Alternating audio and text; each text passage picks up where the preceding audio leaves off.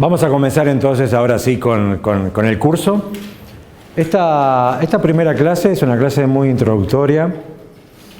Vamos a ir despacio, no vamos a ver puntos de mayor complejidad. Lo que sí importa es que haya determinados conceptos, definiciones que queden precisas y claras. El plan de la clase, vamos a ver un poco, primero vamos a hacer algunas reflexiones en torno a la noción de ingeniería de la seguridad.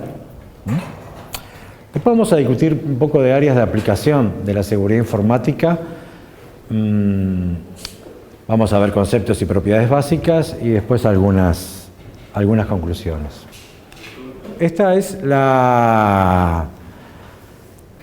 una definición de ingeniería de la seguridad que propone Ross Anderson, es el autor de uno de los libros que está como referencia, y que les dejo unos minutitos para leer.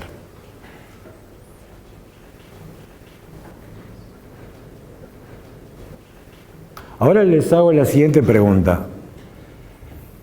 ¿Qué diferencia encuentran entre esta descripción o definición, ¿sí?, y lo que vendría a ser una definición de ingeniería de software?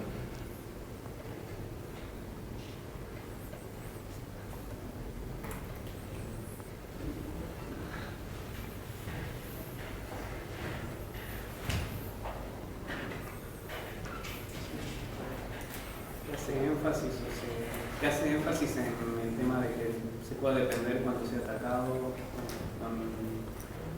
Donde sea atacado. Actos maliciosos. Tipo, por lo general en las definiciones de ingeniería de software no tenés una especificación, sino tipo del tema de que sean atacados, sino si dicen que resuelvan un problema en la realidad planteada o cosas por el estilo. Bueno, acá también estarías resolviendo problemas de la realidad planteada. Pero es correcto tu observación. O sea, si miramos la descripción que hace en este segundo ítem, ¿sí?, como disciplina, como que no hay mayor diferencia con lo que podría ser la definición de ingeniería de software. ¿Estamos de acuerdo? Sin embargo, ¿sí?, efectivamente, como marca el compañero, acá, ¿sí?, aparece la noción de actos maliciosos, o sea, errores, obviamente, ¿no? Esto en la ingeniería de software tradicional también se supone que los sistemas que construimos, que se construyen, tienen que ser resilientes de alguna forma a, por lo menos, determinados tipos de errores. Pero acá se introduce la noción de acto malicioso. Ahora bien, ¿qué forma toma desde el punto de vista de la especificación de un requerimiento de un sistema, ¿sí?, el comprender lo que pueden ser actos maliciosos? No es evidente, no es directo. En realidad, ¿sí?, lo que vamos a estar viendo a lo largo del curso, asociado a lo que pueden ser los distintos componentes o capas de un sistema, cómo efectivamente se pueden instrumentar actos maliciosos, actos que atenten contra la integridad o confidencialidad o disponibilidad de los datos, ¿sí?, que manipula, que gestiona el sistema. ¿Okay? Anderson dice, y también de alguna forma no muy diferente a lo que puede ser la ingeniería de software, que para hacer buena ingeniería de la seguridad o para construir sistemas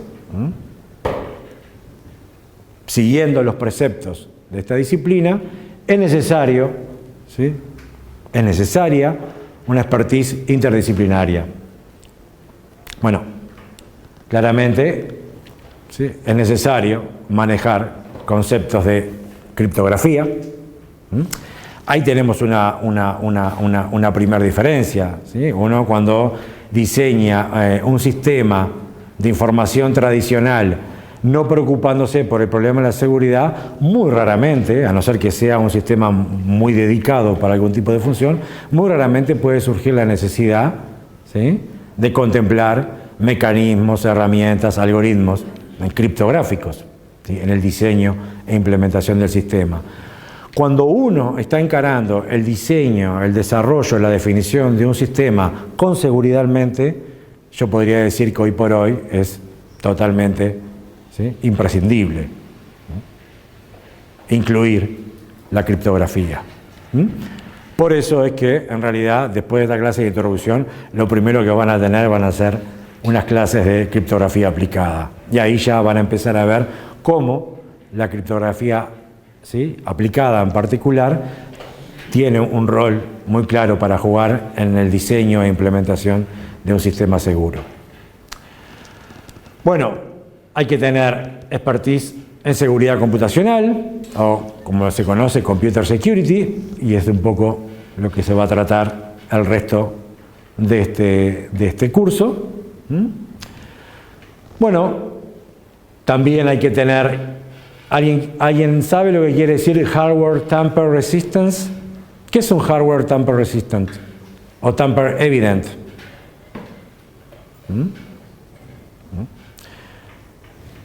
Es hardware que es capaz de resistir. El tampering es la manipulación abusiva, maliciosa, ¿de acuerdo? Y cuando decimos que es tamper resistant, es que efectivamente está construido para poder resistir manipulación abusiva, no esperada.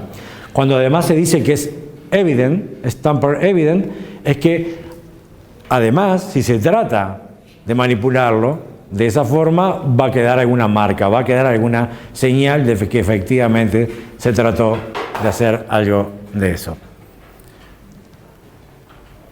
¿Me pueden dar algún ejemplo de hardware que ustedes entienden pueda ser tamper resistant o resistente, ¿sí?, a manipulación no adecuada, o que hace evidente manipulación no adecuada?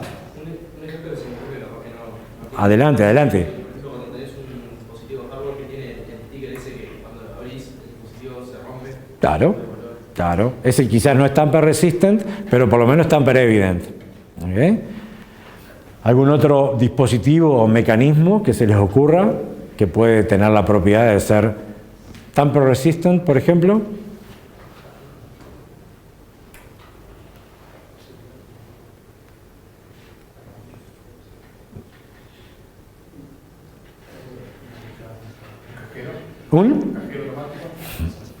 Ese es un buen ejemplo. Aunque a veces igual se les complica, pero por lo general, ¿sí?, es un hardware que para efectivamente manipularlo en forma inadecuada hay que darle, bueno, como le estaban dando a los cajeros acá, ¿no? Y ahí claramente además es tamper evident, ¿sí? Si hay una manipulación no adecuada, abusiva del cajero, de alguna forma se nota. ¿Ok? Bueno, en todo caso el chip de la cédula, porque estamos hablando de hardware, ¿sí? Sí, claro, claro. Todo chip de smart car es, en general, por lo menos es tamper evident, pero puede llegar a ser tamper resistant también. Bueno, Anderson también dice que es necesario, ¿sí?, tener un buen manejo de métodos formales, con lo cual yo estoy completamente de acuerdo, pero vamos a no ponernos a discutir ese punto acá, pero tiene mucho que ver, por ejemplo, con el hecho de que lo que vamos a ver más adelante en alguna clase, claramente la definición de modelos de control de acceso, de modelos de seguridad, los más famosos, los más referenciados y los que han sido más inspiradores, ¿sí?, surgieron efectivamente bajo la necesidad de poder hacer especificaciones matemáticas precisas de comportamiento de un sistema y de expresión de política de seguridad en forma precisa, no ambigua. Un caso clarísimo, que lo vamos a ver, lo vamos a estudiar, es el famoso modelo de Beer-LaPadula. ¿Okay? Hay que saber un poco de psicología aplicada. Bueno, acá básicamente Anderson está pensando en toda la problemática de la ingeniería social. Cuando uno hace ingeniería social o cuando uno se pone a pensar en cómo prevenir, ¿sí?, ataques de ingeniería social, de alguna forma uno tiene que meterse, ¿sí? Tratar de entender cómo funciona la psicología de los seres humanos, que generalmente somos los targets, ¿sí? de ingeniería social. Bueno, métodos organizacionales y de auditoría y muchas cosas más, ¿ok? O sea, Anderson tiene una visión que desarrollar, aplicar correctamente la disciplina de ingeniería de seguridad, ¿sí? No es trivial, ¿ok? Y hasta un cierto punto yo estoy de acuerdo con eso, ¿ok? Bueno, la mayoría de los sistemas de seguridad en general tienen requerimientos críticos de aseguramiento, ¿sí? Por ejemplo, una falla de uno de estos sistemas puede poner en peligro vidas y el medio ambiente. Por ejemplo, sistemas de seguridad, ¿sí? Sistemas de control de plantas nucleares. Ya sabemos lo que ha pasado, ¿sí? En algunos casos.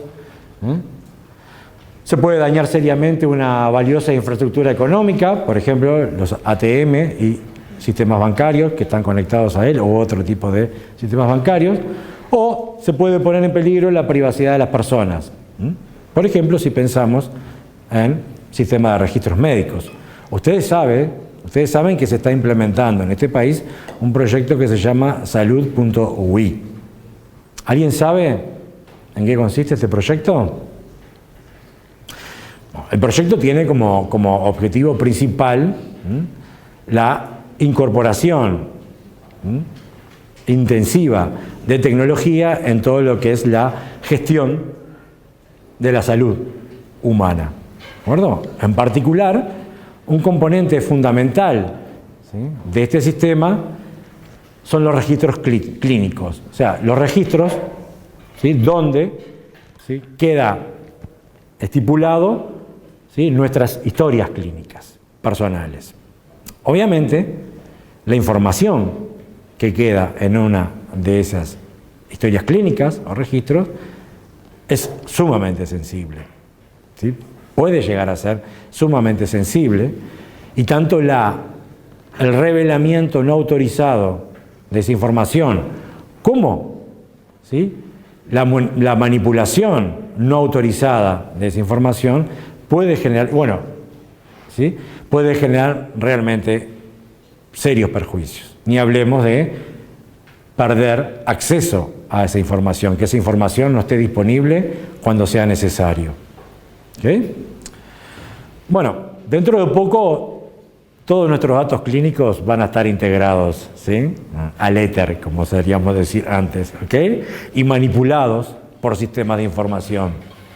Por supuesto, ¿sí? que ese es un sistema crítico que tiene que tener claramente definido su sistema de seguridad y que en lo posible tiene que ser lo más resistente a fallas de seguridad posibles. ¿Sí? Un caso famoso de acceder a las experiencias de una futbolista, ¿no? Hay un caso famoso, sí. Bueno, que se dio el estado serológico de VIH de los pacientes y después. O sea, no solamente que hubo una intrusión a un sistema de una entidad proveedora de servicios de salud, eso ya es un delito, ¿de acuerdo? Sino que se accedió a información altamente sensible, como dice acá el compañero, en particular información de pacientes, ¿sí? con un determinado tipo de enfermedad, y luego lo que se intentó hacer fue extorsionar, ¿no? a la empresa proveedora de servicios de salud diciendo que o me pagás tanto en Bitcoin o yo revelo toda esta información. Imagínense el daño, ¿sí? para la imagen y por lo tanto casi directamente económico que le podía causar a esa empresa, a esa sociedad de salud, ¿sí? que se revelara la información, esa información de los pacientes. ¿Sí? Eso ocurrió acá en Uruguay el año pasado, el año anterior. ¿Okay? Fue público el caso, se sabe cuál es la empresa, así que lo pueden averiguar. Fíjense si ustedes no están afiliados a esa sociedad. Y bueno, pónganse un poquito nerviosos. Y los que no están afiliados a esa sociedad, igual pónganse nerviosos, ¿ok? Porque no va a ser tan raro, ¿sí?, que volvamos a escuchar de este tipo de problemas. Pero imagínense, ¿sí?, imagínense que sus datos personales de salud, ¿sí?, están siendo vendidos, usados para extorsionar, publicados en todas las redes sociales que a ustedes les encanta utilizar. ¿Qué se siente? A mí me da mucho miedo. ¿Okay? Bien. Bueno, pero por ejemplo, solamente la percepción de que un sistema es más vulnerable de lo que realmente es, puede significar una traba, por ejemplo, a un desarrollo económico. Y en caso particular, eso lo vivimos en Uruguay, ¿sí? Recién ahora se podría decir que el ciudadano uruguayo que tiene relacionamiento con medios electrónicos y de TI, está haciendo un uso relativamente extensivo, ¿sí?, de compra o venta, ¿sí?, de transacciones electrónicas. ¿Cuántos de ustedes ha comprado algo por internet? Todos. ¿Cuántos de ustedes pensaron en que en realidad, al hacer la compra, estaban proveyendo datos que eran realmente sensibles? Muy bien, vamos muy bien. ¿Cuántos de ustedes tomaron algún recaudo, ¿sí?, para sentirse protegidos y no completamente en manos del proveedor del servicio? Perfecto, perfecto. ¿Algún otro ejemplo? Perfecto. Hoy no saben lo feliz que me siento en este momento. Estamos pegando un salto muy importante en este país, ¿sí? Sí. Está bien, pero eso es independientemente de que hagas una transacción electrónica. Eso es un método preventivo, completamente preventivo. Está muy bien. Bueno, genial, me alegro que ustedes que están acá, ¿de acuerdo?, piensen en ese tipo de situaciones. Se podrán imaginar que el gran porcentaje de la población de nuestro país, ¿no?, se plantea ese tipo de problemas. Eso por un lado. Por otro lado, ¿cuánto tiempo hace que están efectivamente realizando transacciones electrónicas por internet? ¿2 años? ¿5 años?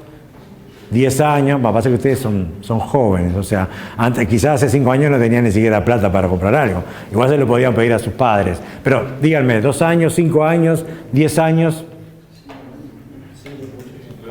relativamente reciente, ¿no es cierto? Por distintas razones puede ser, pero no hace mucho tiempo la mayoría de la gente, efectivamente, aun cuando era completamente ignorante de los peligros que podía acarrear, le desconfiaba a todo este asunto. ¿Ok? ¿Cómo? Claro, totalmente.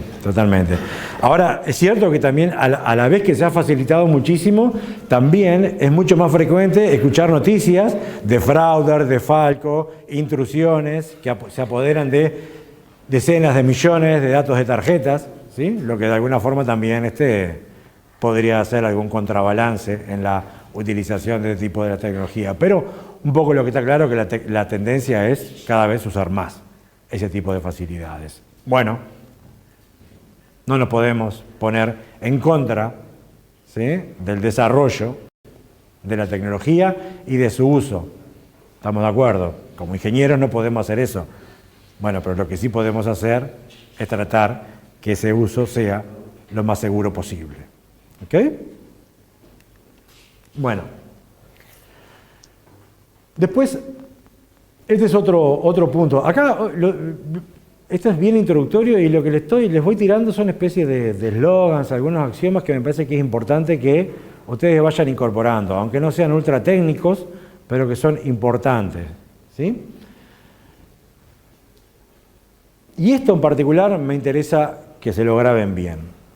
Distintos sistemas computacionales o de información, ¿sí?, es altamente probable que van a tener distintos tipos de requerimientos de seguridad.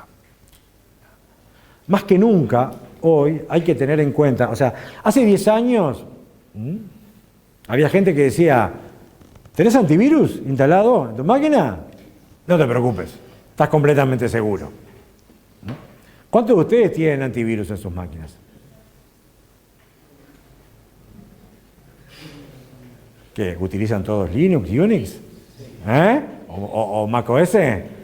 ¿Nadie utiliza Windows acá? ¿No tenés antivirus? Ok, bueno, pues entonces sí tenés. Lo tenés activado. Bueno. Después, ¿sí? Unos años, ya sabemos que el antivirus solo además no alcanza para mucho. ¿Ok? Después empezaron a decir, si tenés virus y tenés firewall activado, no te entran ni las balas. ¿Cuántos de ustedes tienen firewalls activados en sus máquinas? Muy bien. Después empezaron a decir, si tenés antivirus, firewalls y aparte usás criptografía,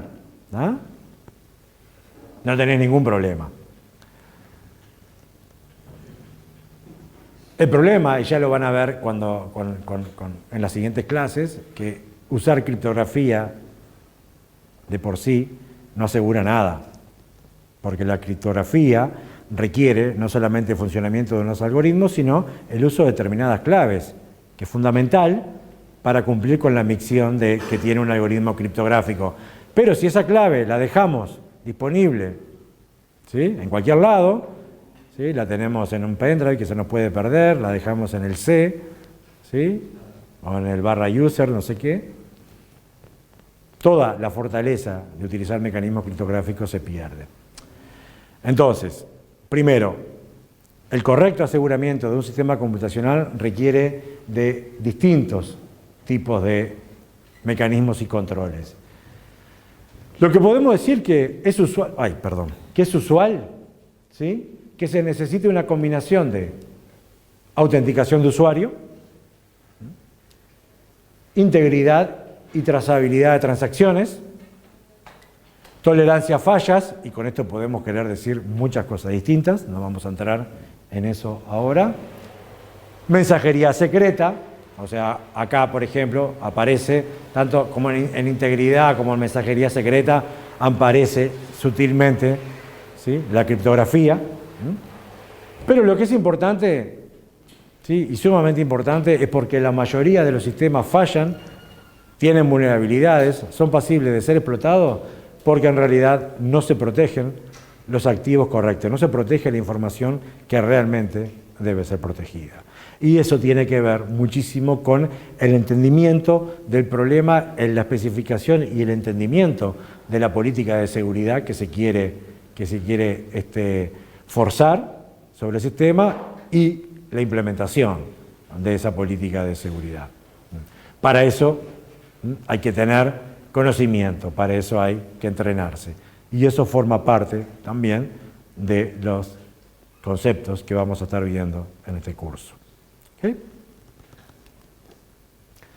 Entonces, acá hacemos un recorrido de áreas de aplicación súper tradicionales para instanciar un poquito, ¿sí?, algunos requerimientos particulares de seguridad que naturalmente pueden aparecer.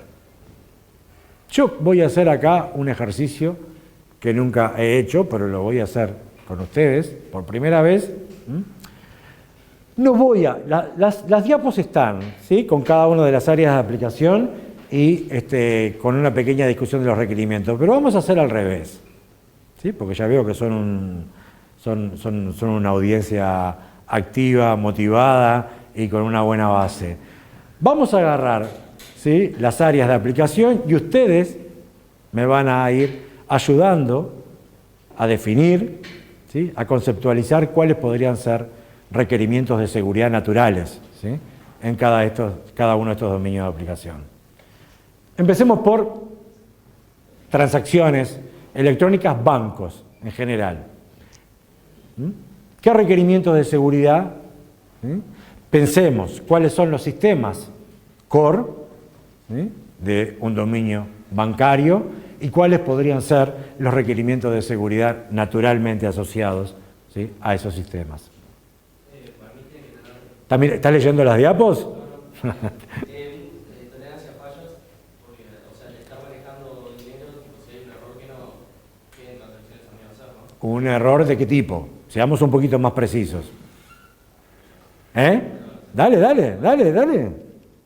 Pensá. Vos decís, tenías ahí la idea, vos decís, claramente los sistemas transaccionales de transacciones son fundamentales en un banco. Transacción, generalmente, vamos a simplificarlo mucho, es pasar valor, activos, de un lado a otro. Tú lo que estás diciendo es que tomar recaudos, por ejemplo, para que esas transacciones, ¿qué sería una falla en la ejecución de una transacción? ¿Y eso por qué es una falla? Y eso está en el core de la definición de lo que es un banco, ¿no? Esencialmente, ¿sí?, se mueve plata, muchísima plata de un lado para el otro, pero en realidad nunca cambia, ¿sí?, la cantidad de plata que hay en el sistema, ¿de acuerdo? Eso es un concepto clave de un sistema bancario. Efectivamente, una falla puede ser que una transacción mal resuelta. Eso en general uno lo puede resolver teniendo en cuenta eso, que las transacciones sean, como se dice, atómicas. ¿De acuerdo? ¿No?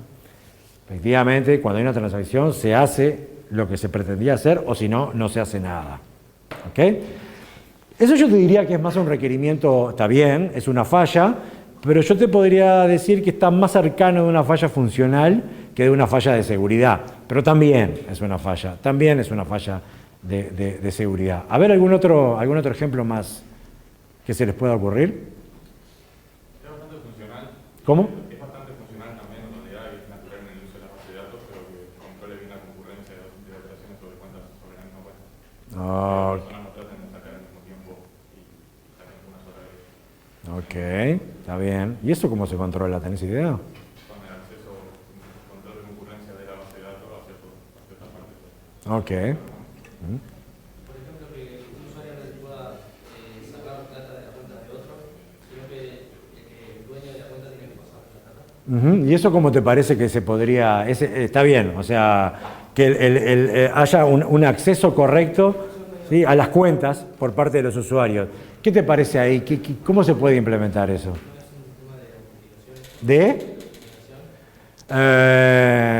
Muy interesante, me estás dando pie. No es solamente un problema de autenticación, es además un problema de autorización. Muy bien, ¿por qué? Haceme la diferencia entre autenticación y autorización. Que vos demostrás que sos y decís que sos, la autorización en que estás autorizado a realizar la tarea que necesitas. El hecho de simplemente estar autenticado ante el sistema, eso no te da el privilegio de acceder a cualquier tipo de información. El control sobre el acceso a la información, eso es el core de las políticas de autorización o de las políticas de control de acceso. Bien los dos, bárbaro. Por eso es que luego vamos a estudiar bien la diferencia entre identificación, autenticación y autorización. Sí. Trazabilidad de transacciones, capaz. ¿Cómo? Trazabilidad de transacciones. Ok, ¿qué quieres decir con eso? Sí, porque si haces una transacción en tu cuenta en Asia, ponele, se tiene que dar cuenta de que es algo fraudulento, que no somos... Que podría llegar a ser fraudulento, totalmente. Ese es uno de los sistemas más importantes de un core bancario y efectivamente también es un requerimiento funcional, pero claramente es un requerimiento de manejo seguro, ¿sí?, de los fondos. Que no se puede interferir la comunicación entre el cajero, por ejemplo, y el banco.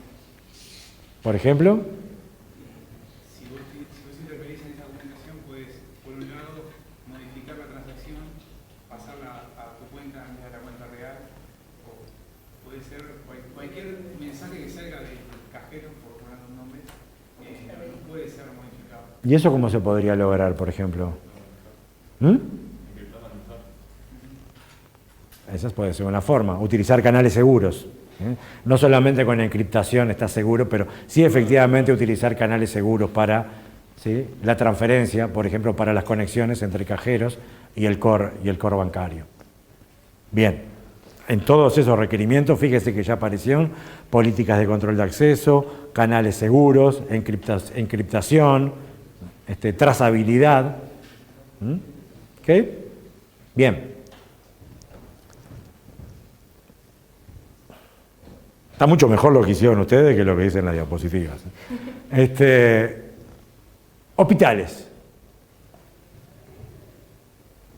Acá se nos complica un poco más, me parece, porque es un dominio, ¿sí?, que todavía no lo tenemos demasiado asimilado, pero... ¿De qué información? Por ejemplo. Eso es fundamental. A mí, hasta hace no mucho, me ponía muy nervioso, por lo menos en la sociedad médica a la que yo pertenezco, ¿sí? Generalmente cuando uno va a una consulta, le traían la información de uno al especialista. ¿Cómo la traían? ¿Cómo? Una persona, generalmente con un carrito o con las carpetas abajo del brazo. Y yo lo miraba y decía, uy, ahí va mi información. ¿Dónde estaba? ¿A dónde va? ¿Volverá? ¿Quién se está preocupando de la seguridad de esto? ¿Quién puede verlo? ¿Lo va a ver solamente este doctor? O, por ejemplo, desde que el muchacho salió del archivo hasta acá, ¿sí?, fueron agarrando y fueron mirando, ¿sí?, mis datos médicos. Ustedes miran que no seas paranoico. Pasa. ¿Ok? También tiene que ver con una escala de privilegios, porque el oftalmólogo no puede ver toda la historia clínica, tiene que haber un recorte con privilegios. Bien, es típico, bien, Adrián.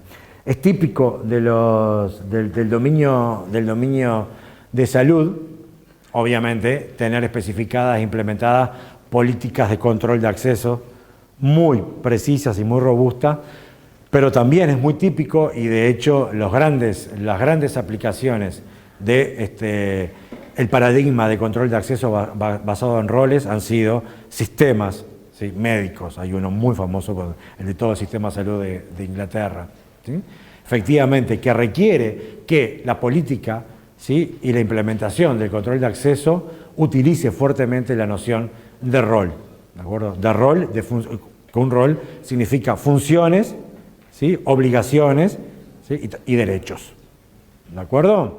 Y eso es típico, no solamente en una organización de salud, en otros también, pero en una organización de salud es muy importante. Bueno, por ejemplo, uno de los modelos que vamos a ver en el curso es el flavor, porque son varios modelos de RBAC, que es el Role Based Access Control. ¿Okay? La autorización explícita también del usuario. Para la utilización explícita, ¿para hacer qué? Para que ciertos médicos vean ciertos informativos. No es algo que se resuelve el sistema, sino que yo tengo que intervenir también. Sí, ¿eso lo has visto implementado en algún lado? Bueno, pero sí, sobre todo en lo que tiene que ver con requerimientos de privacidad, ¿sí? El consentimiento en real time, ¿sí?, es algo que dentro de no mucho tiempo va a tener que ser implementado. Pero vieron que hemos hablado mucho, estamos muy orientados, ¿sí?, a problemáticas que tienen que ver con revelamiento no autorizado de la información. ¿Y qué hay de la integridad en un medio como este? ¿Es importante la integridad de los datos? ¿Sí? Bien. Sí, ahí estás pensando en integridad desde el punto de vista de que efectivamente preservar adecuadamente los datos. Yo estoy yendo un poquito más a la noción de integridad que vamos a trabajar fuertemente en el curso, que es el de prevenir modificación no autorizada de los datos. ¿Sí? Bueno, sí.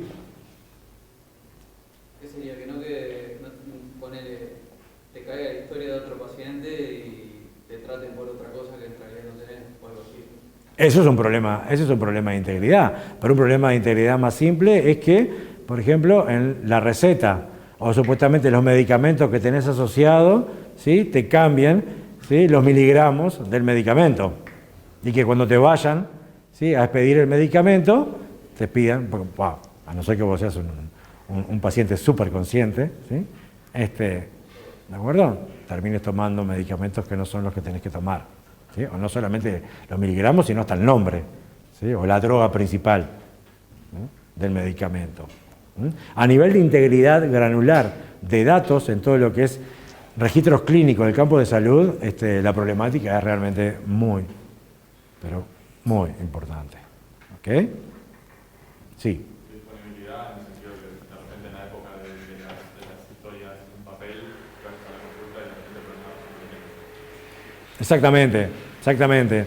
El hecho, también podrías padecer de no disponibilidad, por ejemplo, si el señor de la carpeta, ¿tá?, se pierde, lo roban o le pasa algo en el camino, porque a veces inclusive salían de un edificio y llegaban a otro, ¿no? ¿Tá? Lo agarra un auto en el medio, pimba.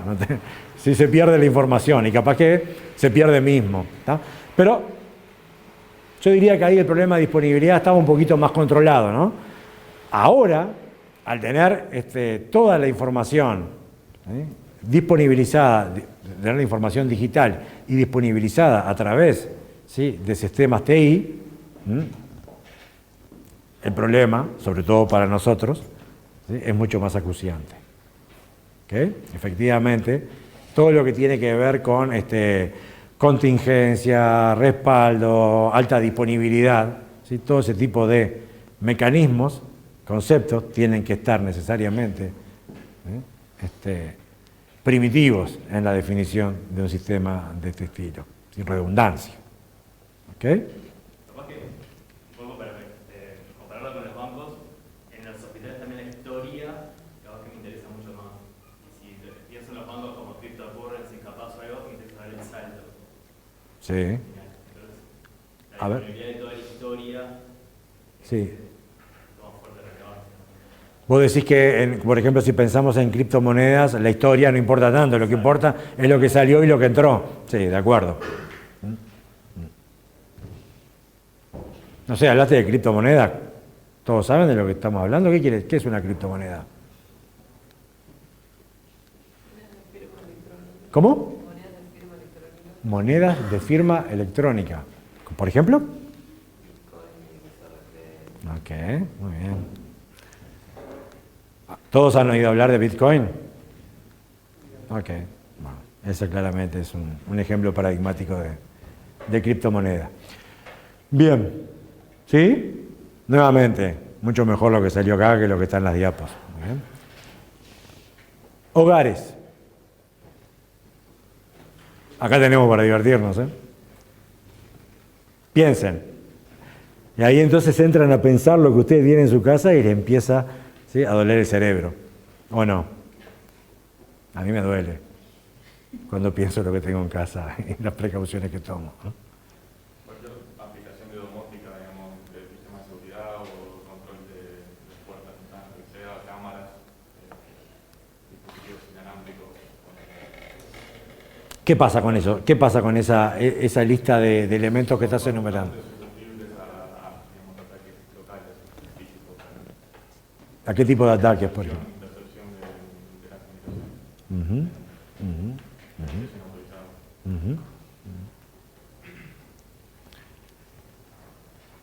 Sí, claramente. Sobre todo porque la información, los datos que censan ese tipo de dispositivos es ultra sensible y personal. ¿Ok? No sé si aplica mucho, pero por ejemplo, si tenés algún tipo de sistema para entrar a la casa que sea electrónico, por ejemplo, los estados esos, si llega a fallar, tengas alguna otra forma de entrar. Eso es disponibilidad. Sí, está bien. Ese es claramente el ejemplo, o sea, muchas veces, ya lo vamos a ver después, pero cuando entramos a hablar de lo que son las propiedades básicas de seguridad, confidencialidad e integridad, a todos nos parece bastante natural, pero cuando hablamos de disponibilidad, ¿qué tiene que ver disponibilidad con seguridad? Vos diste un claro ejemplo que define la esencia del concepto de seguridad en la disponibilidad. No lo voy a decir ahora, lo voy a retomar después, pero vas a ver que calza perfectamente. Con esa misma línea y pensando en también disponibilidad de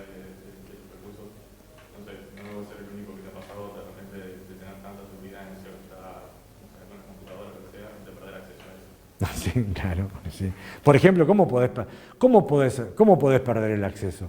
En el caso de proyección, tan simple como perder una contraseña que no se pueda volver a solicitar por una vez. Totalmente. Bien. Hay muchos ejemplos de requerimientos de seguridad a nivel del hogar. Sí, los primeros requerimientos que hay que tener en cuenta es que cada uno de nosotros tiene dispositivos computacionales, los cuales se utiliza para conectarse desde el hogar. Es importante tener, ¿sí?, muchas precauciones de seguridad respecto, ¿sí?, al funcionamiento de esos dispositivos, al acceso de esos dispositivos, a la forma en que se conectan esos dispositivos, ¿sí?, con todo lo que es la red que nos rodea. ¿Okay? Y que aparte ahora con el advenimiento de 5G, eso todavía va a ser mucho más acuciante. Pero por ejemplo, tenemos un tipo de tecnología que se va a ir integrando a nuestras vidas y a la cual no estamos acostumbrados. No sé si ustedes saben o han visto que UTE tomó la decisión, ya hace unos años, de desplegar medidores inteligentes. ¿Han visto alguno? ¿Saben cómo funciona? ¿Saben de lo que estoy hablando? Los medidores tradicionales de consumo eléctrico van a pasar a ser dispositivos semi-inteligentes, con capacidad de conexión, con capacidad de transferencia de información, con capacidad de cómputo. ¿Okay? Y la idea, además, es que esos dispositivos no solamente van a estar conectados con los concentradores o con las redes, ¿sí?, que van a terminar haciendo fluir la información hacia los backend, sino que también van a estar conectados con todos los dispositivos, o por lo menos con muchos de los dispositivos, ¿sí?, que están funcionando en nuestros hogares. Por ejemplo, un funcionamiento clásico de medidores inteligentes y que está previendo UTE, que va a ser uno de los primeros servicios que nos va a dar como ciudadanos, es tener la capacidad de que el medidor inteligente, ¿sí?, a partir de firmar un contrato, el medidor inteligente tenga la capacidad, ¿sí?, de prender y apagar nuestro calefón, de acuerdo a una determinada franja horaria, para, ¿sí?, ahorrar energía. También se podría conectar con un horno, con una heladera, ¿de acuerdo?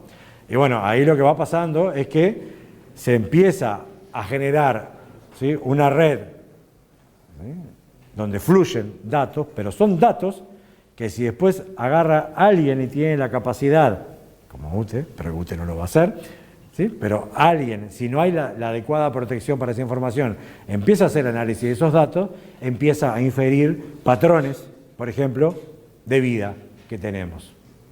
¿De acuerdo? Y a partir de inferir patrones, ¿sí?, empiezan a aparecer, ¿sí?, las vulnerabilidades, ¿sí?, y los problemas a los que podemos estar expuestos como seres humanos y como ciudadanos. ¿Okay? Ni que hablar del problema intrínseco a la violación de la privacidad, ¿no? Pero también a la utilización con fines maliciosos de esa información, que en definitiva lo que hace es sacar un mapa de cómo vivimos dentro de nuestra casa. Sí. Eso es uno de los requerimientos críticos, es como que sea tamper resistant, ¿no? Tipo, como para que vos no puedas agarrar y poner que no estás consumiendo nada de electricidad y consumir todo. Bueno, ahí va, por supuesto. ¿Vos decís, estás hablando del medidor? Sí, bueno, sí, obviamente esos medidores tienen... Yo no sé si son tamper resistant, pero sí creo que son tamper evident. ¿Okay? O sea, claramente si hay una manipulación, pero el problema es que vos podés, dado que tiene capacidad de conexión y de conexión inalámbrica, no es como un cajero automático, no tenés necesidad de romper nada de fierro, ¿no? Simplemente haciendo una buena intrusión o interferencia de la conexión y la información ya está. No hace falta mucho más. ¿Sí? ¿Alguna otra cosa que se les ocurra? ¿No? Bueno, bien. Creo que estamos bastante bien. Vamos a saltearlo, obviamente van a quedan en las diapos, repase, pero van a ver que estuvo mucho más jugoso lo que estuvimos discutiendo que lo que dicen las diapos, ¿ok? En el Anderson, muchos de esos casos están fuertemente inspirados de un análisis que hace Anderson en su libro. Bueno, entonces vamos ahora sí a las definiciones y conceptos básicos. Primero, vamos a hablar de sistema o sistemas a lo largo del curso. Y por sistema vamos a poder, dependiendo del contexto, vamos a poder querer significar cualquiera de estas cosas. Un producto o componente, como un protocolo criptográfico, una tarjeta inteligente, o el hardware de una PC. Un conjunto de componentes como los de arriba descritos, más un OS, comunicaciones y otras cosas que conforman una infraestructura de una organización, más un conjunto de aplicaciones, cualquiera o todas las de arriba más staff de TI. O sea que vamos a utilizar, ¿sí?, el término sistema en una forma muy laxa y abarcativa, pero obviamente dependiendo del contexto en el que estemos, pienso que va a quedar claro exactamente cuál es el alcance del sistema al que estamos haciendo referencia, ¿no? Entonces, cuando hablamos o cuando se habla de seguridad, ¿sí?, seguridad de información o seguridad informática, aunque no son las mismas cosas. Bueno, hay muchos autores y en la literatura uno puede encontrar, ¿sí?, respuestas, ¿sí?, simplificadas a la pregunta de ¿qué es? ¿En qué consiste la seguridad de la información, la seguridad informática? Hay una respuesta bien simple, bueno, consiste en simplemente tratar de proteger los datos. ¿Okay? Proteger los datos, obviamente, para que uno pueda proteger los datos o los activos en forma más general, lo importante es conocer cuáles son los activos. Como decía en una diapo anterior, muchas veces los problemas más importantes de seguridad que tienen los sistemas, aun cuando ya se haya intentado implementar mecanismos de protección, es que están mal protegidos los activos que hay que proteger. Para eso es importante hacer todo un análisis, ¿sí?, de lo que es la información que es crítica para la misión, ¿sí?, o para el objetivo de un sistema o una organización. Generalmente cuando se habla de protección de datos, de información, se piensa en tres áreas de protección distintas.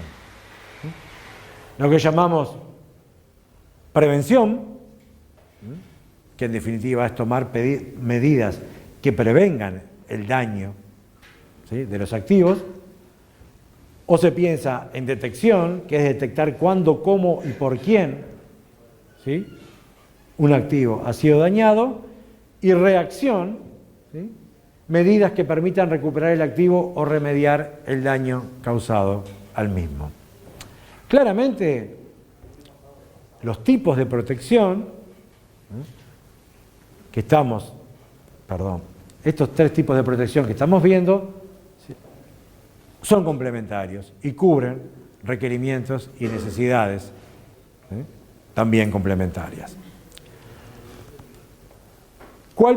Denme un ejemplo de lo que a ustedes les parece podría ser una medida preventiva, ¿sí?, que prevenga el daño de un activo, de un sistema. ¿Por qué es preventiva? ¿Preventiva de qué? Porque la encriptación, en general, la encriptación aplicada ¿a qué?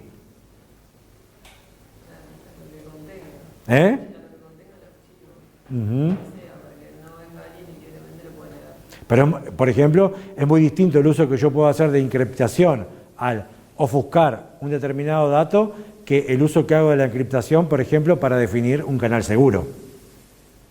Son distintos ejemplos. Ya lo vamos a ver, pero está bien. Esa es una medida preventiva. ¿Qué otra medida preventiva? ¿Por qué es preventivo un firewall? Porque podés cortar las comunicaciones centrales del sistema. Porque podés definir y controlar los flujos de entrada y salida de un sistema, por ejemplo. Sí, es preventiva. ¿Qué otro ejemplo? Con el password de algo, Exactamente, un sistema de autenticación, la implementación de un mecanismo de autenticación. Eso es preventivo. ¿Alguna otra medida preventiva? Un antivirus, pues, ¿no? Un antivirus preventivo también. Muy bien. Ahora bien, yo no, antivirus te permite, puedo decir porque te permite recuperar de alguna forma, detectar el antivirus, depende cómo funciona el antivirus, sí. Depende cómo funciona el antivirus, pero quizás ahí ya estás pensando en un anti-spyware, no un antivirus. Si ya pensamos en detección, ¿ok? Claro, pero ese es el componente spyware del antivirus, pero está bien, tenés razón. Está bien. Sí, también podemos decir que el antivirus cumple, ¿sí? Calza en los tres tipos de protección parcialmente. Ahora bien, lamentablemente, lograr el aseguramiento, un buen aseguramiento de un sistema, es casi imposible usando solamente medidas preventivas. Este es un punto muy importante y creo que es el primer axioma, ¿sí?, que sale en este curso. Primero, cualquiera que les venga a decir que le está vendiendo una solución de algo que hace que un sistema, sea cual sistema, es completamente seguro, les está mintiendo. O es un ignorante y se creyó el cuento. El primer axioma que tienen que sacar de este curso es que la seguridad 100% no existe. ¿De acuerdo? En particular, ¿sí?, tratemos de entender por qué solamente, ¿sí?, o tratemos de mapearlo a lo que puede ser la intuición que tenemos, por qué no nos alcanza, ¿sí?, medidas preventivas, mecanismos preventivos para asegurar un sistema. ¿Por qué? ¿Qué significa que es una medida preventiva? ¿Cómo? ¿Qué? Exactamente. Eso significa que de alguna forma vos estás anticipando. Para anticipar, vos tenés que conocer. ¿De acuerdo? ¿Cómo? Bueno, ni hablar. Sí, perfecto.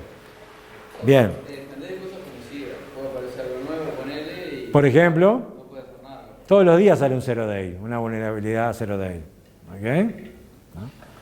O también seamos sinceros, en la construcción de los sistemas que nosotros estamos utilizados a enfrentar en el diario, manejamos una combinación de stacks tecnológicos, ¿sí?, para los cuales que tienen fallas, que tienen vulnerabilidades y que muchas de ellas no las sabemos, no las conocemos. O sea que es muy difícil que podamos prevenir algo, ¿sí?, la explotación de una vulnerabilidad que no conocemos.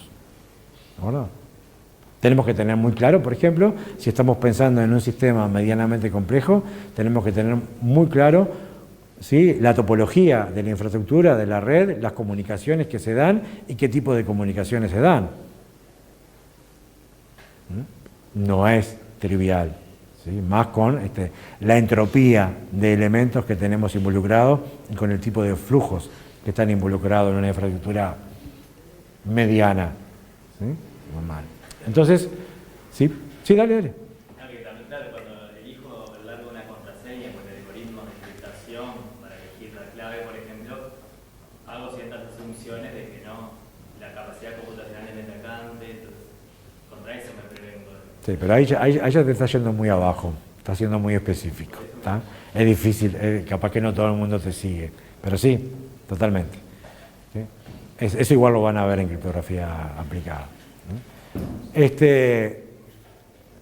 Bien, entonces bueno, ahí es donde aparece también el hecho de decir, bueno, mirá, como yo no puedo conocer todos los problemas que tengo, además de tratar, ¿sí?, de tener en cuenta los que sé que puedo llegar a tener y tomar medidas, también lo que puedo hacer es tratar de estar atento a qué lo pasa. Pongo mi sistema a funcionar y estoy atento a ver qué es lo que pasa. ¿De acuerdo? Y ahí entramos a ver qué es lo que pasa y a ver qué es lo que puedo hacer con ese tipo de observaciones. Y ahí entramos, ¿sí?, en el campo de la detección, monitoreo. ¿Cuál es una tecnología típica de detección, de monitoreo que es utilizada justamente para analizar comportamiento de sistemas? ¿Dos? Bueno, estás ahí. No, un SysLog es un concentrador de logs, ¿de acuerdo? O sea, está bien, ese es un mecanismo importante, ¿sí?, pero dentro de lo que es, ¿sí?, el ecosistema del monitoreo, análisis, ¿okay? Pero los logs simplemente son registros de actividades, ¿de acuerdo? Y como lamentablemente lo que pasa es cuando se implementan, ¿sí?, o se instalan consolidadores de logs de todos los sensores que hay en la vuelta, la cantidad de logs que se generan están tan enormes, generalmente lo que pasa es que nadie los analiza. Por lo tanto, terminan no siendo utilizados para nada. Pero bueno, en particular, ¿sí?, hay sistemas, ¿sí?, que se ponen, que uno los puede poner a monitorear el tráfico en una red, a generar logs cuando, ante determinado comportamiento que no esperado, no conocido, y levantar un determinado tipo de alarma. ¿Cómo se llaman esos sistemas? No, sniff es la acción del esnifado, pero no es... ¿Qué es un IDS? System. ¿Qué es lo que hace un IDS?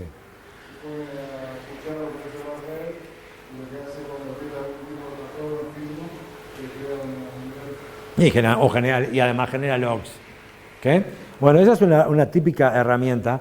El problema de detección y monitoreo. ¿Okay? El problema es que a esos tipos hay que entrenarlos, ¿no? Cuando uno pone a funcionar un IDS en una red, ¿de acuerdo?, el tipo es completamente inútil.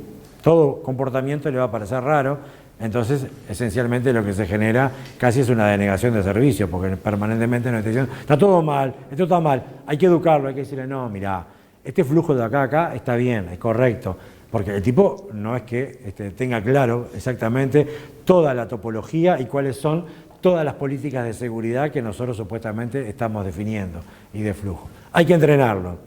Eso da trabajo, pero después que lo entrenamos y que efectivamente empieza a entender y empieza a detectar comportamiento, ¿sí?, anómalo y loguearlo, después lo que hay que hacer es analizar lo que el tipo loguea, ¿tá?, para tomar decisiones.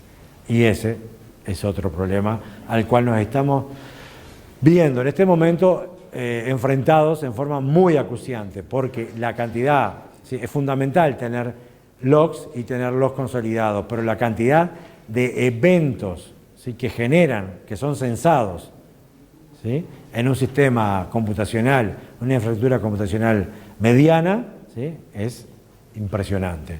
Por lo tanto, hay que hacer algo, ¿sí?, para facilitar el manejo y análisis de esos logs. Y para eso se están desarrollando, ¿sí?, determinado tipo de herramientas, ¿sí?, y técnicas para hacer un uso efectivo de los logs que sí son fundamentales. Y el tipo de protección reactivo, ¿qué les suena? ¿Qué le parece que podría ser, ¿sí?, un mecanismo, medida, procedimiento, ¿sí?, reactivo? Ya que nos permitan recuperar el activo o remediar el daño causado al mismo. ¿Recuperación de paso o cosas por el estilo? ¿Cómo? ¿Recuperación de paso o cosas por el estilo? Sí, bueno, sí, tener recuperadas password, tener la capacidad de recuperar password, sí, está bien. Pero algo más, ¿sistema?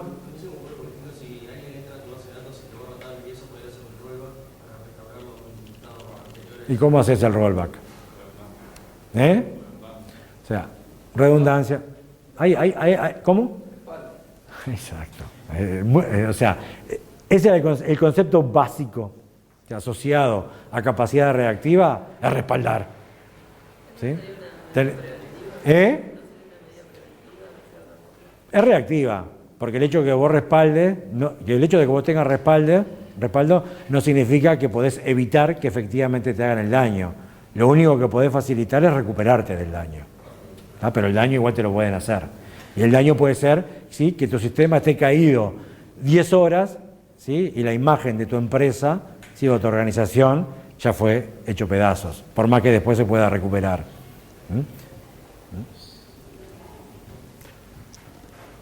¿Qué otro tipo de sí? ¿Cómo? Sí, también. ¿Cómo?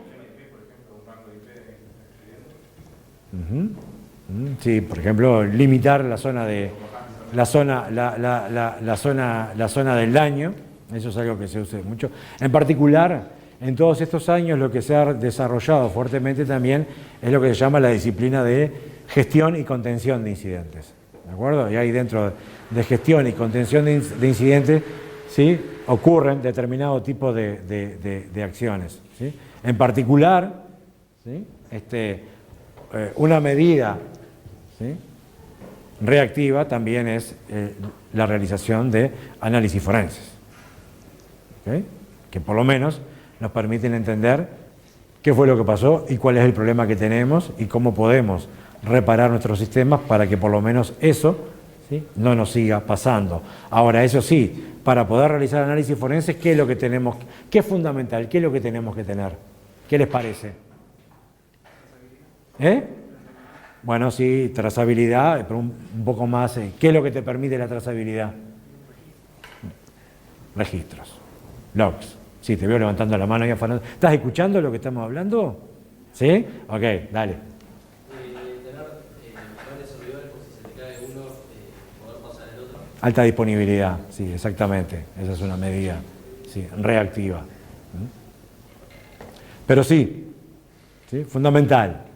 La noción de sistemas consolidados, centralizados, bien definidos, de registros, es un mecanismo, son procedimientos que son fundamentales para la protección de nuestros sistemas.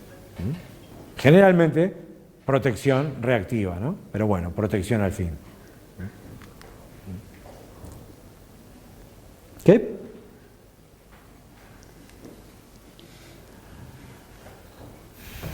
Bueno, y más o menos la mayoría de los autores de la disciplina han convergido a acordar que existen 3 propiedades fundamentales de la seguridad de los activos. En lo que todos están de acuerdo es en el nombre de las propiedades, ¿sí? Confidencialidad, integridad y disponibilidad. Ahora, si vamos a la literatura, vamos a encontrar 300 definiciones distintas de cada una de las propiedades, ¿no? Uno de los objetivos de esta clase es que nos pongamos de acuerdo, ¿sí?, cuál es la definición que le vamos a dar a cada una de estas propiedades. ¿Bien? Acá, por ejemplo, ¿sí?, yo les pongo la definición de ITSEC. ITSEC es una norma que ya está deprecada por los Common Criterios, pero fue la norma de seguridad de Information Technology europea. ¿De acuerdo? Obviamente de referencia durante muchos años dentro de lo que es el ámbito de la seguridad informática. ITSEC fue, digamos, quedó en desuso ante lo que son los Common Criteria, que son unos criterios que fueron acordados mundialmente y que finalmente se transformaron en un ISO. Y esta es la definición de las propiedades que da ITSEC. Confidencialidad. Prevención de difusión no autorizada de la información. Integridad. Prevención de modificación no autorizada de la información. Disponibilidad. Prevención de apropiación no autorizada de información o recursos. ¿Algún comentario?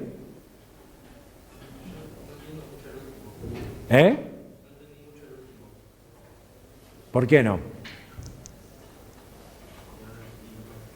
sé qué significa. O sea, yo había entendido como que disponibilidad era cuando las cosas estaban ahí cuando vos las precisabas, ¿no? Que prevenís que alguien se apropie de eso. Por eso hay distintas formas de entenderlo. Prevención de apropiación no autorizada de información o recursos también se puede entender como garantía, ¿sí?, de acceso a aquellos que tienen autorización a la información y solamente a ellos. ¿Ah? Y ahí es donde se transforma claramente en una propiedad de seguridad. ¿Sí? ¿Se entiende así de esa forma? Bueno, el problema que yo tengo con esta definición es que las tres propiedades están definidas en función de la noción de prevención. ¿Ok? Pero bueno, el problema es porque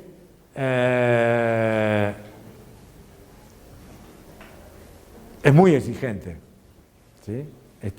El aseguramiento de estas propiedades con esta definición claramente es súper exigente, y yo diría que uno puede implementar mecanismos que aseguran un cierto nivel de confidencialidad, aún no estando completamente seguros de que está previniendo completamente la pérdida de confidencialidad. ¿Okay? Es sutil, ¿verdad? Pero bueno, esta obviamente es una definición referencia de las tres propiedades. Y estas son las tres propiedades básicas. Completando la lista podemos encontrar autenticidad, trazabilidad y no repudio. Lo que se dice, ¿sí?, en general a estas tres propiedades, ¿sí?, no se las define como propiedades básicas porque uno puede, de alguna forma, encontrar una interpretación de que son derivables del cumplimiento de cualquiera de las otras tres propiedades. ¿Ok? Sí. ¿Qué sería el no repudio? Ya lo vamos a ver un poco más en detalle, pero el no repudio esencialmente, ¿sí?, es la propiedad que tiene un sistema de que si vos hiciste algo, después no pueda negar que lo hiciste. Por ejemplo, ¿en qué ecosistema te parece que es fundamental garantizar no repudio? Por ejemplo, comercio electrónico en general. ¿No? Vos decís, agarrás, haces una compra, ¿sí?, te manda quien sea lo que compraste, pues diga, no, pero yo no hice esta compra. Pero vos tenés lo que te llegó. ¿De acuerdo? ¿Ah? O le decís al banco, no, yo no hice la compra, ¿por qué me descontaste esta plata? El no repudio realmente es un dolor de cabeza. Implementar no repudio adecuadamente es importante y es crucial para el funcionamiento de determinados tipos de sistemas. ¿Okay? Ya vamos a ver que una forma de prevenir no repudio justamente es utilizando mecanismos criptográficos. ¿Okay? Bien, entonces confidencialidad. Prevenir acceso no autorizado a la información. También uno lo puede ver como expresando de alguna forma quién tiene derecho a acceder a qué. ¿De acuerdo? Acá, ¿sí?, dentro de la noción de confidencialidad, lo que encontramos como una referencia histórica es el modelo Berla-Padula, que lo vamos a ver, que es el primer modelo formal, ¿sí?, definido en el año 1973, ¿sí?, que pretendía hacer preciso, matemáticamente preciso, ¿sí?, propiedades de seguridad que lo que apuntaban era a garantizar confidencialidad de la información. Ya lo vamos a ver más en detalle. También lo que tenemos en el ámbito de la confidencialidad, que muchas veces encontramos el uso de estos términos, privacidad y secreto. Bueno, donde en general, ¿sí?, lo que se acuerda es que acá tanto con privacidad como con secreto también estamos hablando de una propiedad de confidencialidad, pero declinado hacia que cuando hablamos de privacidad en realidad estamos hablando de información personal o de datos personales. Cuando hablamos de secreto es información de una organización. ¿De acuerdo? Es como un refinamiento, hay una especificidad. Cuando hablamos de garantizar una política de secreto, es garantizar confidencialidad, pero donde la información, los activos involucrados son organizacionales. ¿Ok?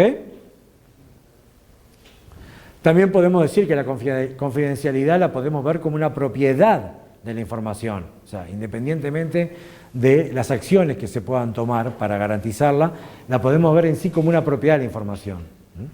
Y la clasificación de la información debería ser independiente del uso y el contexto. Esto también es muy importante. ¿Okay?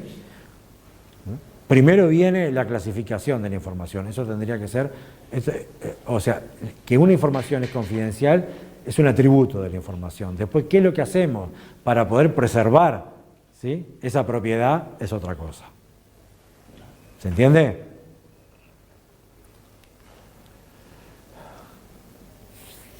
Y bueno, y ahí podemos, asociado a la confidencialidad, podemos terminar aterrizando, ¿sí?, por ejemplo, este tipo de cuestionamientos, ¿no? ¿Es asegurar la confidencialidad, por ejemplo, ocultar el contenido de un objeto o inclusive también su existencia? Bueno, ahí después lo que entra es el balance con, digamos, la funcionalidad, el uso funcional de esa información. Y ahí son las que aparecen las nociones de unlinkability y de anonimato. ¿Ok?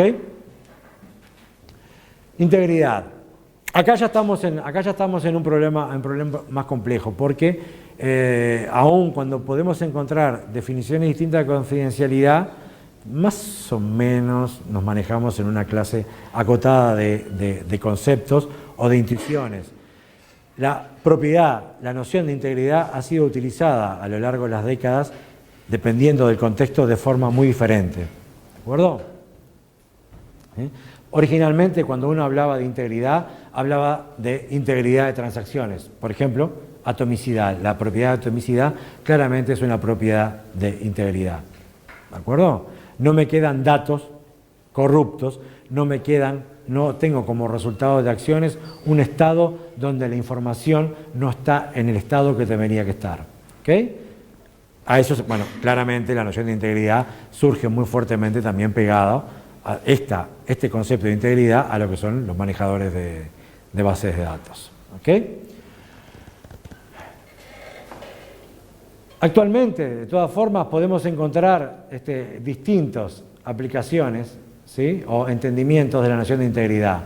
Con integridad podemos querer hacer referencia al origen de la información, a que podamos efectivamente verificar, ¿sí?, que la información viene de donde se dice que viene. ¿De acuerdo? O sea, que muchas veces se dice que una información es íntegra, ¿sí?, si yo puedo verificar que esta información fue, ¿sí? Como una firma.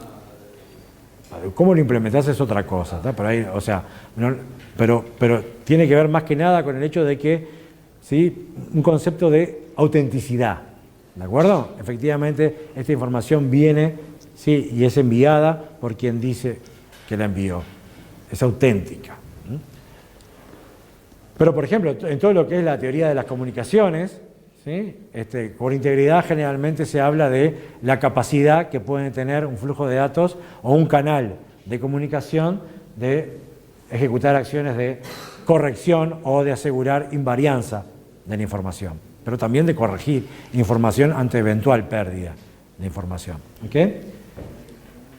Y lo que la noción de integridad que nosotros vamos a estar manejando en este curso es esta, es la de prevención de escritura, modificación, alteración no autorizada de la información. ¿Ok?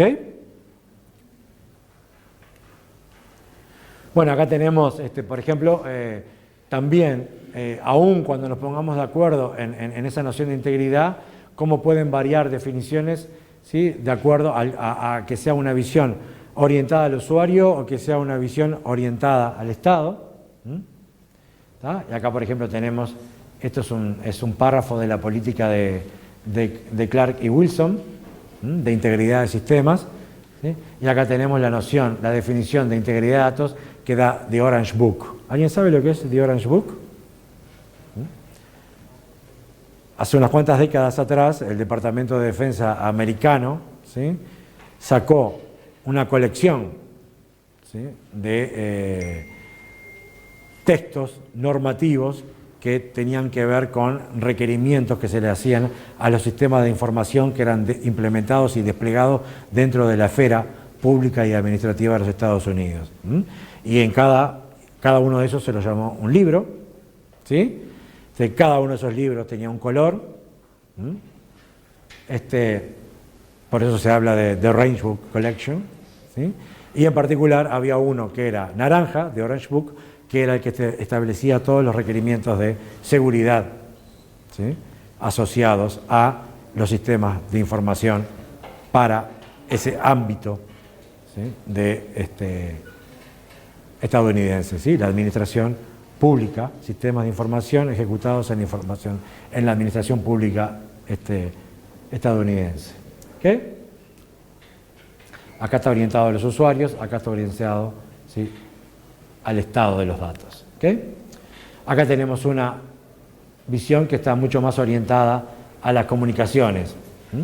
Pero lo que es importante es que, en definitiva, la propiedad de integridad, ¿sí?, es a menudo un prerequisito para otras propiedades de seguridad.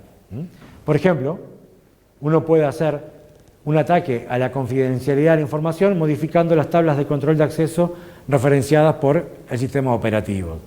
Ustedes saben, ¿no?, las listas de control de acceso de Linux o Unix, ¿para qué sirven?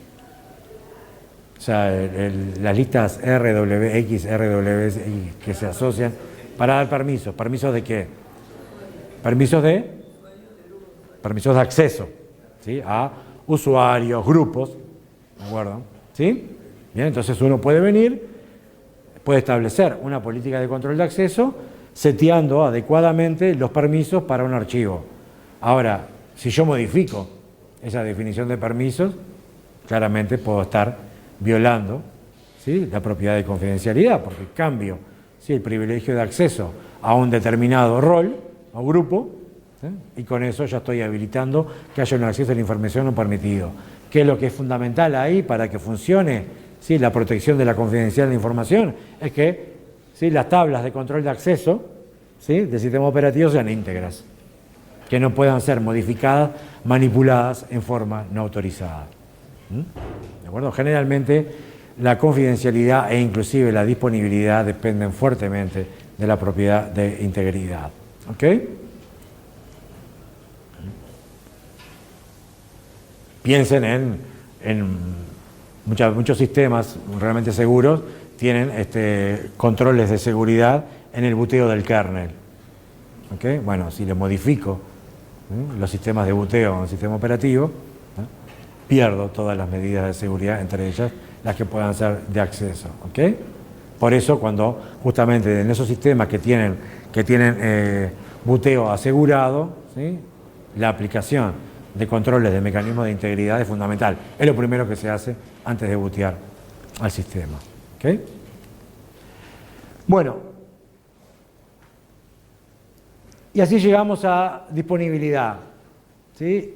Y a mí esta, ¿sí?, es la definición, esta es de un ISO en particular, ¿sí?, es la definición que a mí me gusta de disponibilidad porque es la que pone en evidencia, ¿sí?, la característica intrínseca de seguridad que tiene la propiedad de disponibilidad. Fíjense lo que dice.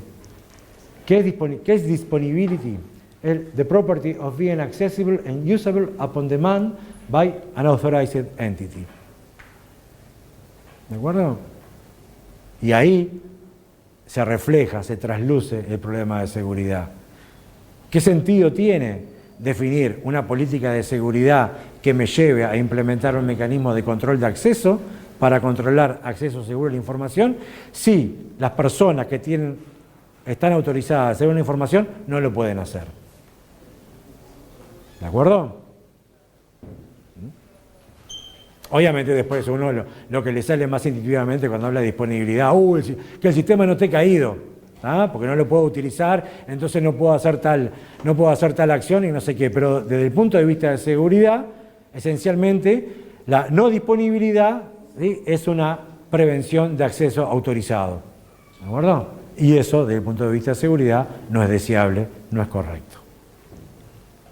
¿Ok? Bueno, acá por ejemplo, en esta mismo ISO tenemos la definición de prevención de denegación de servicio. ¿Okay? Y bueno, obviamente también hay una cierta declinación, pero está orientado hacia ese punto. Bueno, cuando hablamos de trazabilidad o accountability, justamente lo que son este tipo de mecanismos lo que nos hacen, ¿sí?, es complementar, ¿sí?, lo que pueden ser medidas típicas de prevención, ¿sí? De protección de la información. Y bueno, ahí tenemos, por ejemplo, una definición de accountability según el libro naranja. Pero por eso, justamente el hecho de tener la capacidad de trazar comportamiento, ¿sí? Es lo que nos permite de alguna forma reparar parcialmente la incapacidad que tenemos de poder prevenir todos los fallos de seguridad posibles que pueden ser asociados, naturales, ¿sí? En un sistema. ¿Okay? Por supuesto, y este es un punto muy importante, cuando hablamos de trazabilidad es porque generalmente lo que queremos es tener una forma de identificar qué fue lo que pasó y en general también lo que nos interesa es quién fue el causante de lo que pasó. Ahora, ¿sí? Esto efectivamente es posible, nosotros podemos hacer, ¿sí? Trazas efectivas que nos permitan identificar este tipo de situaciones si nuestro sistema permite o obliga, mejor dicho, a los usuarios a identificarse, ¿sí? Y autenticarse.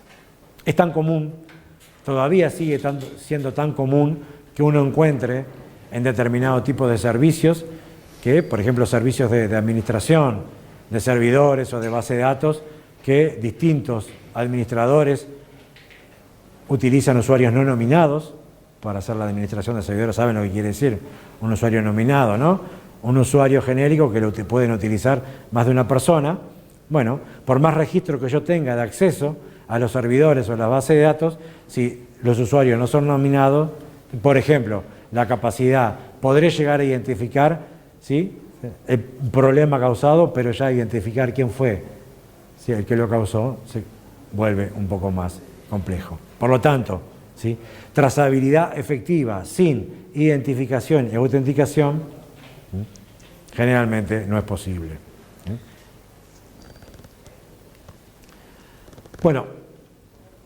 Bueno, y con servicios cuando hablamos de no repudio, bueno, justamente un poco lo que estábamos hablando, ¿sí? Por ejemplo, o directamente no repudio de origen, ¿sí? Del envío de un documento, por ejemplo, ¿sí? Sería bárbaro poder tener mecanismos realmente efectivos de no repudio asociado al envío de mails, ¿no? Pero, ¿sí? No siempre es posible, es más, en general es casi imposible, ¿de acuerdo? No repudio de entrega. Y acá es un poco lo que mencionaba, ¿sí? Una herramienta, ¿sí? Esencial para la implementación de no repudio cuando estamos hablando de transacciones, ¿sí? O de flujo de información, ¿sí? En formato digital, ¿sí? Es el uso de firmas digitales, que son una evidencia que puede ser verificada por un tercero y que de alguna forma permiten, ¿sí? Registrar el origen, pero no solamente el origen, ¿sí? De el envío de una información o de la acción del envío de una información. Eso lo van a ver también en la parte de criptografía aplicada. ¿Ok? Bueno, políticas y modelos de seguridad. Una política de seguridad, en general, la idea es que establezca cuáles son los activos que deben ser protegidos y además podría también indicar cómo hacerlo. Este no es el caso más general. O sea, ¿cuántos de ustedes trabajan? Ok, la mayoría. ¿Cuántos de ustedes conocen si existen y si existen el contenido de la política de seguridad de sus organizaciones y o empresas? Más o menos. ¿Qué quiere decir más o menos o parcialmente? ¿Que sabés que existe? ¿Te obligaron a leerlas? No. Y la pregunta es, en esa política que te obligaron a leer, ¿sí? ¿Vos te acordás cómo estaba redactado? ¿Te decía qué es lo que se debía proteger y cómo? ¿O simplemente se decía qué es lo que se aspiraba a proteger?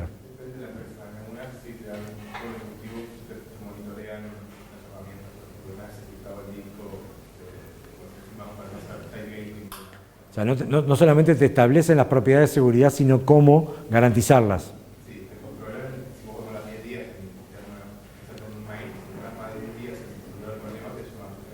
¿Y eso está especificado en la política de seguridad?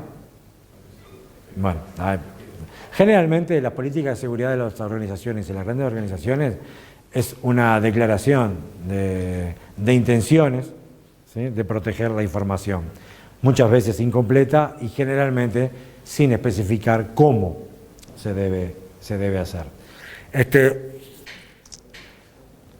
Los objetivos de una política de seguridad Stern lo define como, bueno, es una sentencia de intención de proteger un recurso identificado de uso no autorizado. Muy parcial la definición, pero de alguna forma refleja lo que puede ser la esencia de un objetivo. Generalmente las políticas de seguridad tienen varios objetivos de seguridad.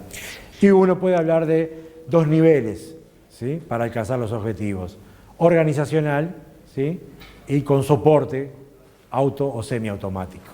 ¿Okay? O sea, no solamente, ¿sí?, una política de seguridad, ¿sí?, generalmente una política de seguridad no puede ser completamente, ¿sí?, implementada, garantizada solamente por medios automatizados.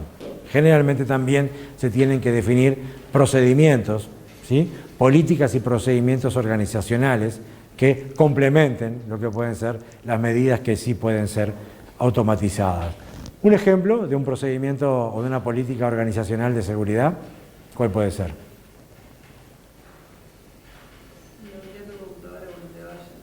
Perfecto. Eso se puede forzar automáticamente, pero está bien. Está bien. También, pero también eso puede ser forzado automáticamente. El uso del TX no dejaba abrir la puerta a otro. Por ejemplo, otro, el simple, el ejemplo clásico, no. ¿Cómo? También, pero eso también puede ser enforzado automáticamente. Yo digo puramente organizacional. ¿Sí? Por ejemplo, pero eso también puede ser controlado.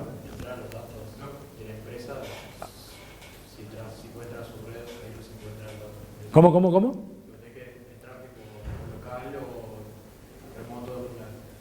Pero eso también puede ser controlado con soporte automático.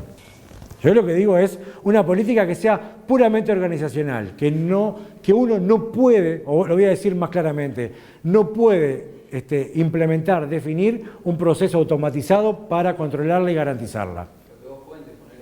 Por ejemplo.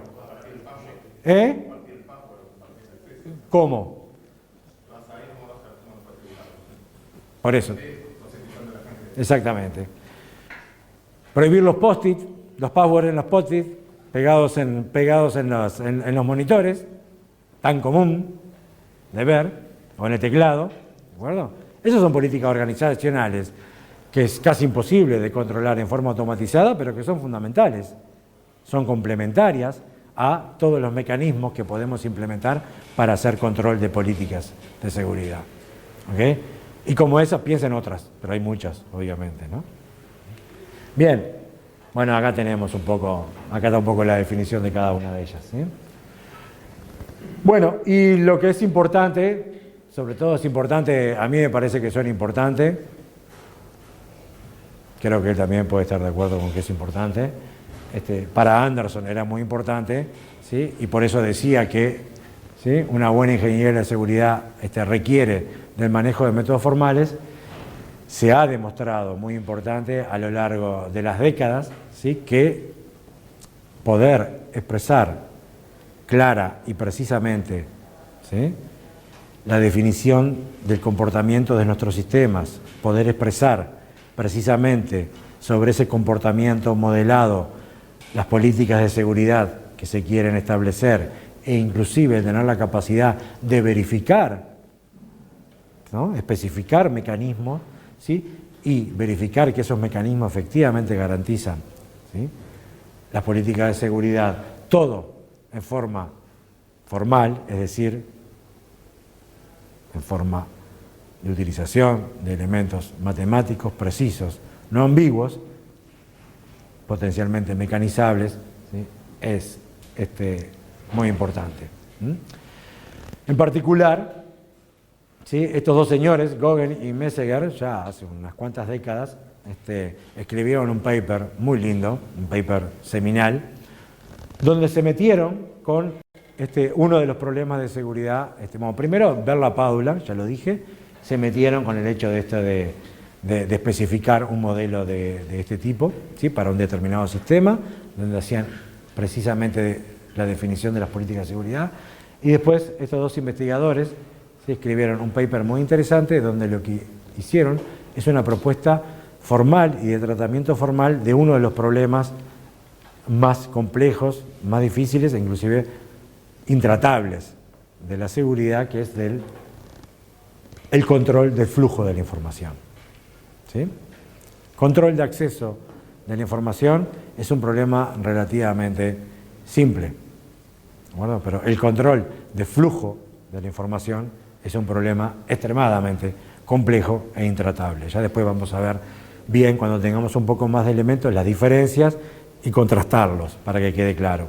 Pero en particular, para expresar con una determinada precisión la noción de políticas que permitan controlar hasta cierto nivel flujo de la información, introdujeron esta noción de no interferencia, que es realmente ha sido muy importante, ha sido utilizada, ha sido incorporada inclusive, ¿sí?, en lenguajes de programación, y hasta un cierto nivel pueden ser verificadas automáticamente. Pero no nos vamos a meter en esos detalles. Obviamente hay mucho trabajo de investigación en torno a eso. Nosotros desarrollamos mucho y hemos desarrollado mucho trabajo de investigación en torno a los problemas de no interferencia.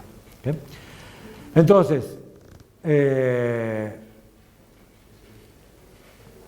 nada, algunas definiciones, ¿sí?, nuevamente para poner en evidencia que pueden haber distintas interpretaciones, inclusive distintas conceptualizaciones de lo que ahora en este caso inclusive se entiende, de lo que se entiende por una disciplina, como la de Computer Security o seguridad computacional. ¿Sí? Acá tenemos la definición de Goldman, que dice deals with the prevention and detection of unauthorized actions by users of a computer system. ¿Vieron? Acá Goldman también introduce la noción de detección, no solamente de prevención. Pero levanta un poco el nivel, no habla de las propiedades de seguridad, sino habla de acciones, ¿sí?, no autorizadas, ¿sí?, en un sistema de computación. Es bastante light, abstracta la definición, pero para mí es bastante aproximada a lo que uno podría entender, ¿sí? Entonces, bueno, por ejemplo, esta definición implica que autorización apropiada y control de acceso son esenciales, ¿sí? La primera, autorización apropiada, implícitamente asume la existencia de una política de seguridad. Si hablamos de autorización, ¿sí?, bueno, de alguna forma tenemos que ser explícitas quiénes son los que están autorizados a hacer qué, y eso generalmente toma la forma de una política de seguridad. Y bueno, acá tenemos otra definición de Computer Security, pero más, acá esta está orientada a qué es lo que se hace, estas son a las causas, ¿sí? Entonces, algunas conclusiones. No existe una única definición de seguridad, y esto es muy importante, ¿sí? Uno tiene que tener los conceptos, manejar los conceptos, pero hacer la correcta interpretación de los conceptos en el contexto, en el tipo de sistema, por ejemplo, que está analizando. Esto también es muy importante, ¿sí? Inevitablemente uno va convergiendo a medida que va pasando el tiempo a formarse sus propias definiciones y conceptos de seguridad. Es muy importante que uno sea cuidadoso cuando lee un documento en no confundir la propia definición con aquella que es usada en el documento, porque es muy común que la propia definición que tenemos de seguridad con la que tiene el que escribió el documento pueden no llegar a coincidir. Entonces hay que estar atentos a qué efectivamente es lo que se quiere establecer. Y bueno, otra cosa que es importante es que se invierte y se gasta una gran cantidad de tiempo en tratar de definir notaciones no ambiguas para la seguridad. Esto es un hecho y esto de alguna forma también es lo que respalda que después de acá en adelante los bombardeemos, ¿sí?, con mecanismos semiformales para ser precisos los conceptos que vamos a ir tratando. ¿Ok? Security unaware users have specific security requirements, but usually no security expertise. O sea, La cantidad de usuarios de sistemas computacionales y de comunicación ha crecido y seguirá creciendo exponencialmente, como también el tipo de dispositivos y la cantidad de dispositivos, ¿sí? Por lo general, todo el mundo quiere que las cosas que uno hace en esos dispositivos, en esos sistemas, sean seguras, pero el 99,9%, ¿sí?, de los que usamos esos sistemas no tenemos ni idea, ¿sí?, de qué significa seguridad informática. Por lo tanto, ni siquiera somos capaces de seguir reglas básicas, ¿sí?, de seguridad cuando interactuamos con los sistemas. ¿Ok? Bien. Y acá tenemos bibliografía. Acá está, este es el libro de Anderson, que como decía en la clase anterior, está disponible.